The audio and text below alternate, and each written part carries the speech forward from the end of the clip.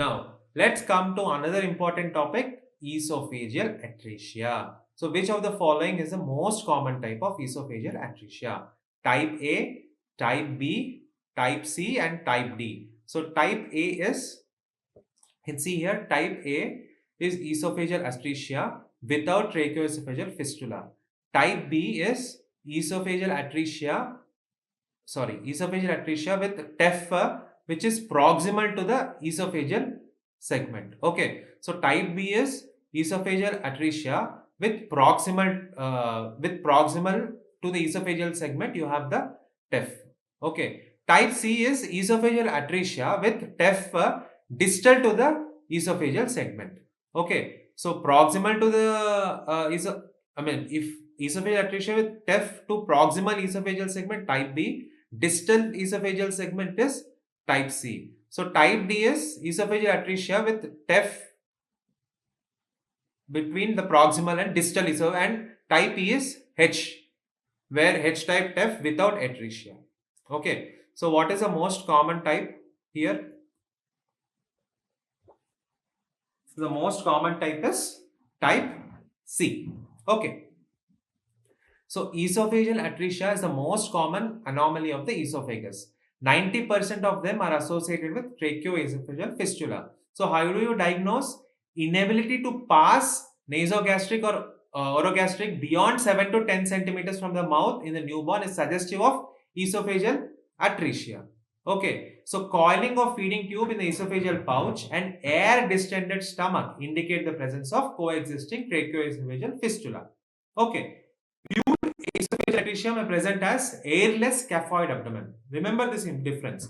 Airless scaphoid abdomen in pure esophageal atresia, coiled feeding tube with air distended stomach indicate esophageal atresia with coexisting tracheoesophageal fistula.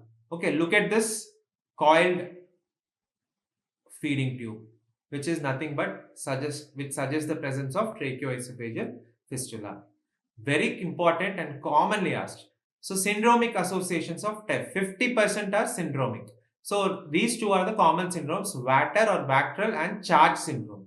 So Vactral is commonly asked. V stands for vertebral anomalies. A stands for anorectal malformations.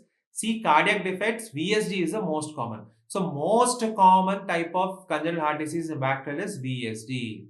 Okay. We saw in the previous slides, most common congenital heart disease in heart finding in Alagille syndrome, peripheral pulmonic stenosis. So TE stands for tracheoesophageal fistula, R stands for renal agencies, radial defect, and L stands for limb defect. So remember this Vater or Vactral association, which is associated with tracheoesophageal fistula and also Charge syndrome. So the treatment of choice in tracheoesophageal fistula is surgical ligation of TEF and primary end-to-end anastomosis of esophagus is performed. However, if the gap between the atretic ends are greater than 3 to 4 centimeters, primary repair is not feasible. So the options include using either a gastric, jejunal or colonic segments as a neoesophagus. Remember, the primary repair is not possible if the gap between the atretic ends are greater than 3 to 4 centimeters. In that case, you create a neoesophagus using gastric, jejunal or colonic segment. Okay. So few important single liners which are very important, like commonly asked. So eosinophilic esophagitis. So the diagnostic criteria is eosinophils greater than 15 per high power field. Okay, so this is the cutoff. So cutoff is greater than 15 eosinophils per high power field. Okay, double bubble sign on X-ray is seen in duodenal atresia. Treatment of duodenal atresia, duodenostomy. Triple bubble sign is seen in jejunal atresia. Multiple air fluid levels are seen in ileal atresia. Okay. To watch the full video, download our app on App Store and Play Store.